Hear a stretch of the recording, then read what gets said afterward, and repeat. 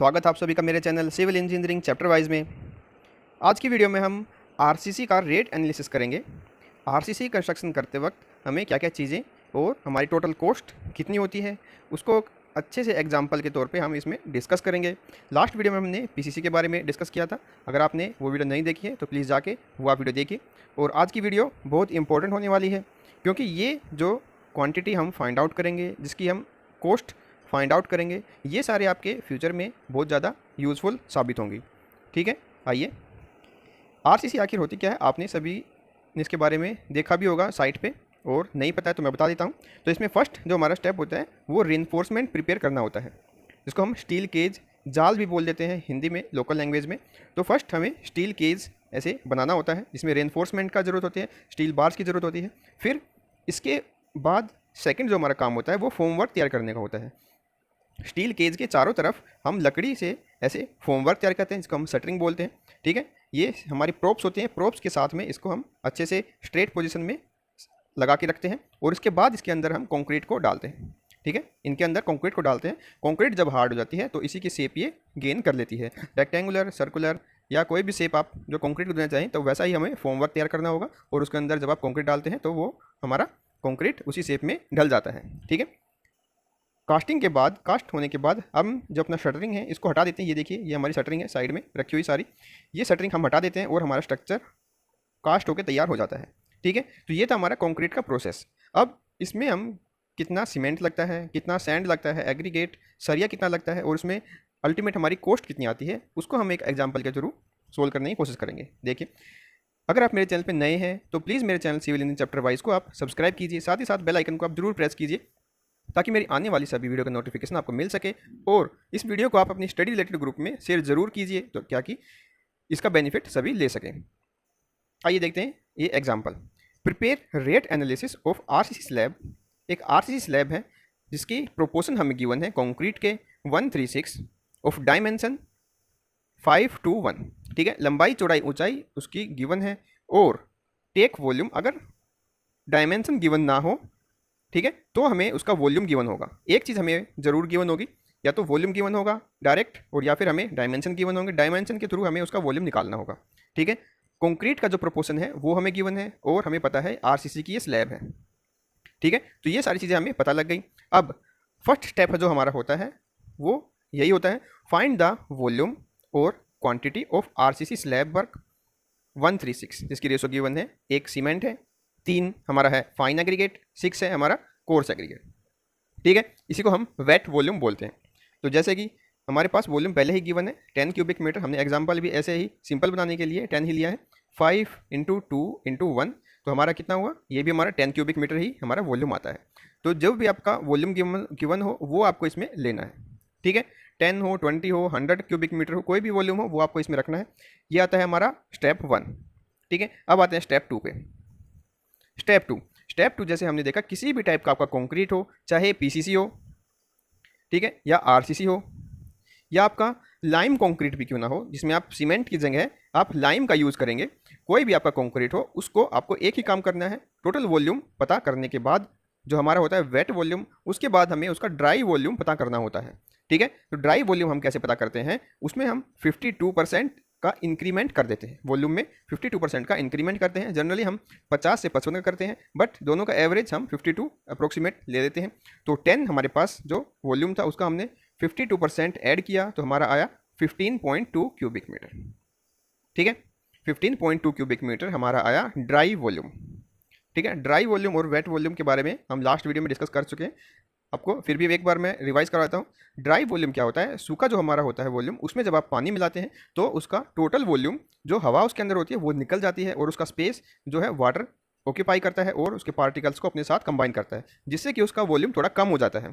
ठीक है, तो ड्राई वॉल्यूम जब आप पानी मिलाते हैं तो उसका वॉल्यूम कम हो जाएगा और हमारी एक्चुअल जो हमारा वॉल्यूम होता है स्ट्रक्चर का वो गेन नहीं कर पाएगा। इसीलिए हम स्टार्टिंग में ही उसका वॉल्यूम थोड़ा बढ़ा के चलते हैं, 52% हम उसमें इंक्रीमेंट कर देते हैं, ताकि जब हमारा ड्राई वॉल्यूम श्रिंक करे, सिकुड़ जाए, तो भी हमारा जो एक्चुअल वॉल्यूम होता है स्ट्रक्चर का वो मेंटेन बना रहे। ठीक है, तो इसलिए हम उसमें पानी को ऐड करते हैं और वो श्रिंक करता है तो ओरिजिनल वॉल्यूम हमारा बरकरार रहता है। अब आता है step 3, dry volume. Dry volume हमने पता कर लिया है, स्टेप थर्ड में क्या करेंगे, हम क्वांटिटी को पता करेंगे। इसमें आप याद रखना है 1 क्यूबिक मीटर सीमेंट जो होता है उसमें 30 बैग्स का हम यूज़ करेंगे एग्जाम में, ठीक है। बट साइट पे आप बात करें तो उसमें हम एक्चुअल क्वांटिटी लेते हैं 28.2 बैग्स, ठीक है। ये आप लेंगे साइट पे। और एग्जाम की बात करें तो उसमें 30 हम लेते हैं। क्यों लेते हैं ऐसा? 30 लेने से हमारी जो कैलकुलेशन होती है वो थोड़ी ईजी हो जाती है, बस इसीलिए, ठीक है। किसी भी बुक में आप देखिए वो 30 ही लेके इसको आगे सोल्व करता है।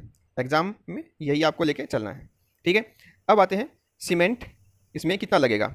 ड्राई वॉल्यूम जो हमने कैलकुलेट किया था 15.2 divide by sum of proportion, जो हमारी प्रोपोर्शन गिवन थी 136 की जो हमारी प्रोपोर्शन गिवन थी कंक्रीट की, सीमेंट, सैंड, एग्रीगेट की, तो उसको हमने ऐड किया 6 + 3 9 + 1 10, 10 से हमने इसको डिवाइड कर दिया, ठीक है। जैसे ही हमने इसको डिवाइड किया तो हमारा रिजल्ट आया 1.52 क्यूबिक मीटर। ये जो हमारी आई है, ये क्वांटिटी आई है सीमेंट की। टोटल जो हमारा वॉल्यूम है उसमें इतना क्यूबिक मीटर हमारा सीमेंट यूज़ होगा, ठीक है। इसको जब हम 30 से मल्टीप्लाई करते हैं तो हमारा आता है 45.6 बैग्स, जिसको हमने अप्रोक्सीमेट 46 बैग्स हमने ले लिया, ठीक है। तो हमारे पास सीमेंट बैग की नंबर हमारे पास आ चुकी जो कि है 46। अब आते हैं सेकंड पे, फाइन एग्रीगेट और सैंड। ये हम कैसे पता करेंगे, जो कि हमें रेशो गिवन है पहले ही 3 टाइम्स ऑफ सीमेंट, ठीक है। इसको हम मल्टीप्लाई कर देंगे वॉल्यूम से, हमारा रिजल्ट आएगा ये 4.56 क्यूबिक मीटर हमारा है सैंड। ऐसे ही हम कोर्स एग्रीगेट का लेंगे 6 टाइम्स ऑफ सीमेंट वॉल्यूम, हम इसको मल्टीप्लाई करेंगे जब तो रिजल्ट आएगा 9.12, ये आया हमारा कोर्स एग्रीगेट, ओके। तो ये तीनों चीज़ें हमें पता लग चुकी है। अब आते हैं स्टील का क्वांटिटी कितनी हम उसमें यूज़ करेंगे। फोर्थ स्टेप है हमारा, find the quantity of steel reinforcement. जो भी स्टील रेनफोर्समेंट है उसकी क्वांटिटी उसमें कितना होगा, उसके लिए आपको ये नोट जरूर याद रखना है।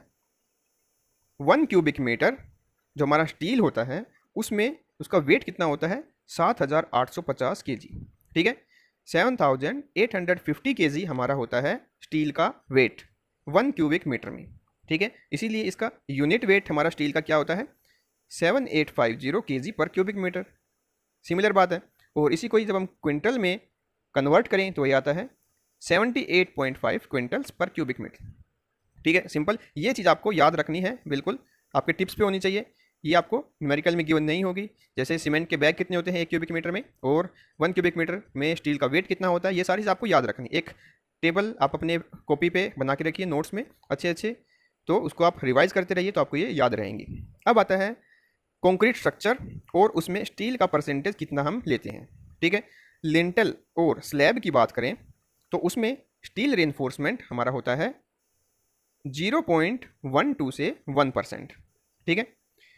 कोई भी हमारा वॉल्यूम हो तो उसका हम इतना परसेंट यूज़ करेंगे एज ए स्टील रेनफोर्समेंट, ठीक है।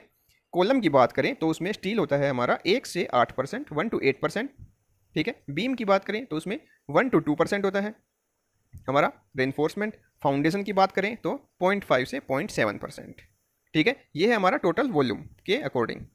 जितना हमारा वॉल्यूम होता है वेट वॉल्यूम, उसका इतना परसेंट स्टील हम यूज़ करते हैं उसके एस्टिमेशन में, ठीक है। अब देखते हैं, let's consider steel bars used eight 0.5% in slab.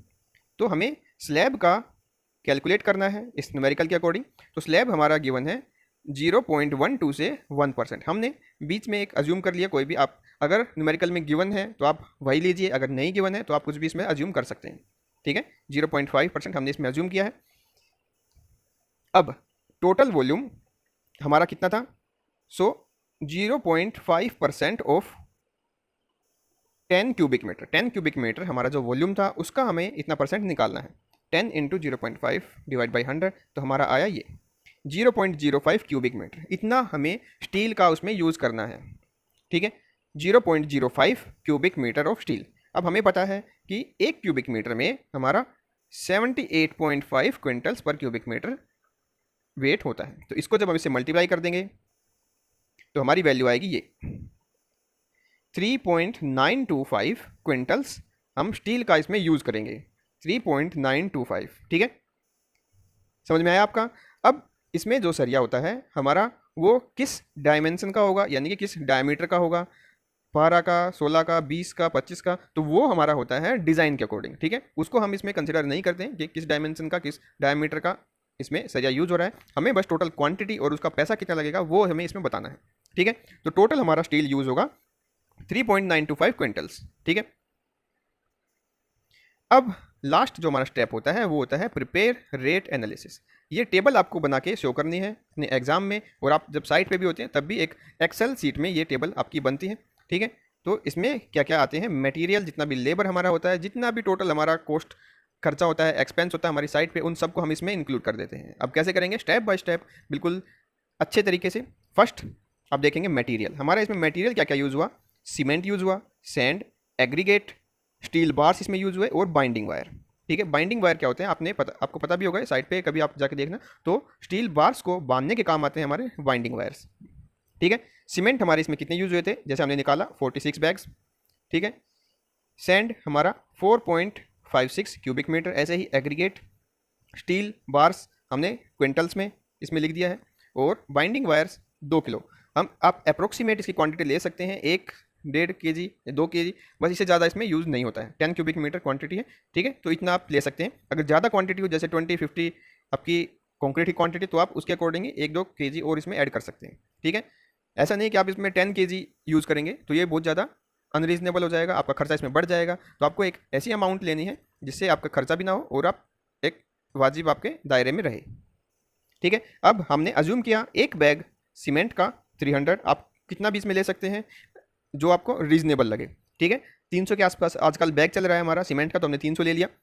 Sand का रेट पर क्यूबिक मीटर 250 हमने ले लिया, एग्रीगेट का 300, और स्टील बार्स का पर क्विंटल का हमने रेट लिया 1200 पर क्विंटल, और बाइंडिंग वायर का हमने लिया 60 रुपीज़ पर केजी। ठीक है, ऐसा नहीं कि आप 2000-3000 रुपये ऐसा ले लें सीमेंट बैग का, तो उसमें आपका खर्चा बहुत ज़्यादा बढ़ जाएगा। एक रीजनेबल सेंसिबल आपको अमाउंट इसमें रखनी है। बाकी आप चेंज हो सकता है, हर एक स्टूडेंट पर स्टूडेंट ये चेंज हो सकता है, इसमें कोई भी प्रॉब्लम नहीं है, इसमें कोई भी आपका क्वेश्चन गलत नहीं होगा। ठीक है, जो भी आपका प्रोसेस है वो आपको स्टेप बाय स्टेप ऐसे रखना है बस। जब आपको इन दोनों से मल्टीप्लाई करते हैं तो रिजल्ट आता है ये, इन सब से एक दूसरे से मल्टीप्लाई करने पे हमारा फाइनल रिजल्ट ये आ जाएगा। ठीक है, ये हमारी कॉस्ट आई मटेरियल की। अब आता है बारी लेबर, जो उसमें लेबर लगेगी। हेड मैसन जो कि मिस्त्री होता है, ये आपको टेबल में ही लिखना है अच्छे से। मैसन, मजदूर, बॉय एंड वुमेन कुली, भिस्ती, भिस्ती क्या होता है, वाटरमैन जो क्यूरिंग करने का काम करता है, तराई करता है। सन्ड्रीज, T&P होता है टूल्स एंड प्लांट्स, वहाँ पे कुछ टूल्स होते हैं जो सीमेंट मिक्सर टाइप के आपके प्लांट्स लगे होते हैं, तो उसका हम इसमें यूज़ करते हैं, कितना उसमें खर्चा लगता है तो लम्प सम उसमें ऐड कर देंगे। ठीक है, मिस्त्री हमने लिया आधा नंबर, आधा नंबर का मतलब है हाफ डे का उसका वेज हमने उसमें ऐड किया है। ठीक है, हेड मैसन क्या होता है, वहाँ पे आता है, और कंस्ट्रक्शन कैसे होता है, वो अपने जूनियर मैसन को, जूनियर हेल्पर को गाइड करके वो चला जाता है, पूरा दिन वो वहाँ पे काम नहीं करता। ठीक है, तो इसलिए उसमें हमने आधा नंबर इसमें लिया है। 600 रुपीज़ उसकी एक दिन की वेज है, और ये 300 उसमें ऐड हो गया। ठीक है, उसकी हाफ डे का खर्चा इसमें हमने लगा दिया। मैसन 1 नंबर है। ठीक है, एक दिन की उसकी वेज 500 रुपये है, हमने उसमें ऐड कर दिया। अब है मज़दूर, 4 हमने लिए हैं, एक मज़दूर की वेज हमारी 300 रुपये है। ठीक है, तो 4 मज़दूर की कितनी आई, 1200। ऐसे ही 6 नंबर हमने लिए बॉय और कुली, एक दिन की 250 है, तो टोटल आई हमारी 1500 रुपीज़। भिस्ती हमने एक लिया है क्यूरिंग के लिए, तो 100 रुपये पर डे, 100 रुपये उसको हमने दे दिया एक दिन का।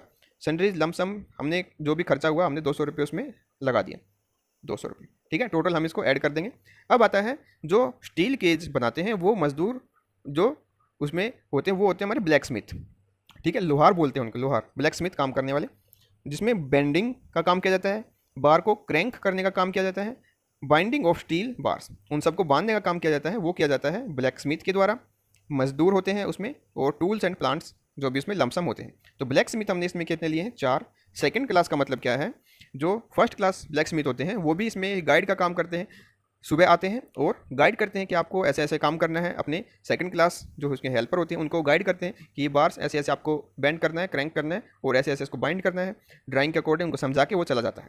ठीक है, तो सेकंड क्लास हमारा इसलिए लेते हैं, सेकंड क्लास वहाँ पे काम करता है। 4 हमने लिए हैं सेकंड क्लास ब्लैक स्मिथ, जिसकी 600 रुपये हमारी दिहाड़ी है, आप वेज बोल सकते हैं उसको, और इतना उसमें हमारा खर्चा हुआ।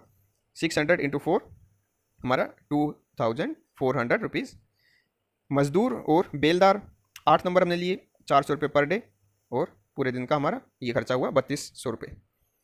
टूल एंड प्लांट्स जो भी हमें इसमें यूज़ हुआ, लमसम हमने 200 रुपये इसमें ऐड कर दिया। ठीक है, ये था हमारा। अब नेक्स्ट कंटिन्यू है ये रेट एनालिसिस का। अब इसमें क्या बचता है, शटरिंग, सेंटरिंग, जो भी हमारा वुडन वर्क इसमें हुआ है या फिर मेटल की आपकी शटरिंग है, फोम वर्क है, तो वो सारा आपका काम इसमें आता है। मेटल का काम है तो आपका ब्लैक स्मिथ काम करेगा। अगर आपकी जो शटरिंग है फोम वर्क वुडन की है तो वहाँ पे आपका कारपेंटर काम करेगा। ठीक है।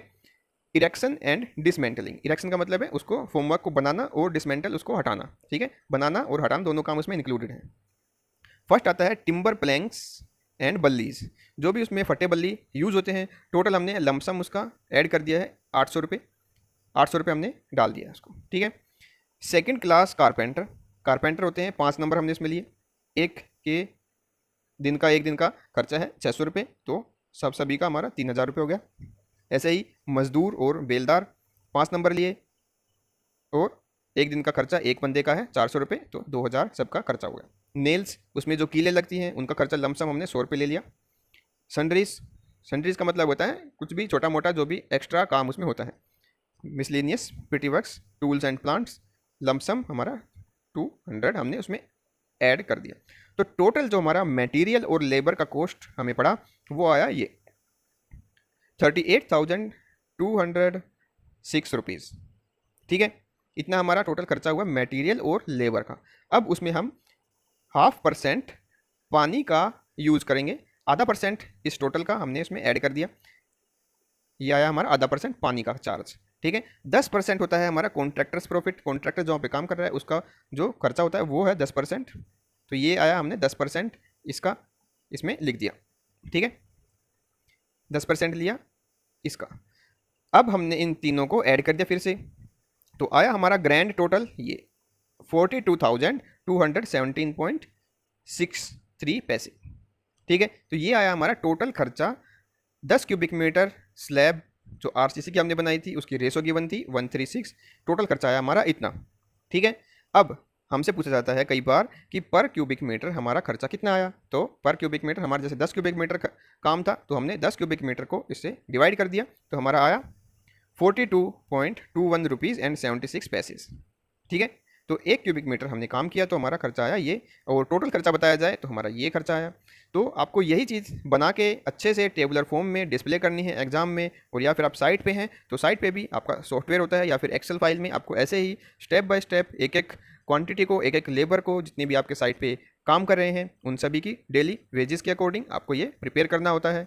ठीक है, 2-3 चीज़ें हैं इसमें मेन, वो आपको याद रखनी है हमेशा, वो साइट पे भी काम आएंगी और आपकी कंस्ट्रक्शन जो एक्टिविटी आप एग्ज़ाम में परफॉर्म करेंगे उसमें भी काम आएंगी। जैसे फर्स्ट चीज़ तो आपकी यही है कि 1 क्यूबिक मीटर जो हमारा सीमेंट होता है उसमें 3 बैग होते हैं सीमेंट के। ठीक है, और साइट पे अगर हैं तो 28 बैग्स उसमें होते हैं सीमेंट के। ठीक है, सेकंड आपका जो होता है वो स्टील यूज़ होता है। स्टील का यूनिट वेट हमारा कितना होता है 7,850 kg। ठीक है, 1 क्यूबिक मीटर में इतना हमारा स्टील का वेट होता है। और ये टेबल आपको छोटी सी याद रखनी है। लिंटल और स्लैब में 0.12 से 1% हमारा स्टील होता है, कॉलम में 1 से 8%, बीम में 1 से 2% और फाउंडेशन में 0.5 से 0.7%। ठीक है, ये छोटी छोटी टेबल आपको याद रखनी है। अब आपके सामने अगर क्वेश्चन आता है आप कॉलम का रेट का एनालिसिस करना है तो आप उसमें 1 से 8% स्टील का यूज़ कर सकते हैं अगर न्यूमेरिकल में नहीं गिवन है। ठीक है, बीम का भी आप सिंपल ऐसे ही कर सकते हैं, पहले क्वांटिटी निकालनी है, क्वांटिटी से फिर आपको सीमेंट, सैंड और एग्रीगेट की निकालनी है, फिर टोटल स्टील बार्स आपके कितने हैं टोटल क्वांटिटी वो निकालनी है। ऐसे ही फाउंडेशन में आप कर सकते हैं, फिर लास्ट में आपको ये टेबल प्रिपेयर करके डिस्प्ले करनी है कि टोटल आपका एक्सपेंस खर्चा कितना हुआ। ठीक है, तो ये था